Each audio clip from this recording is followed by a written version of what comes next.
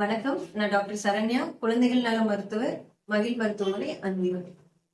இன்னைக்கு எதை பத்தி பார்க்க போறோம்னா, குழந்தைங்களுக்கு வெயில் காலத்துல வரக்கூடிய காமனான பிரச்சனைகள் என்னென்ன. ஃபர்ஸ்ட் டீஹைட்ரேஷன், அதாவது நீர் சத்து குறையிறது. குழந்தைங்களுக்கு ஜென்ரலா வெயில் காலத்துல நீர் சத்து குறையும். நீர் சத்து குறையாம இருக்க நிறைய தண்ணி குடிக்க சொல்லணும்.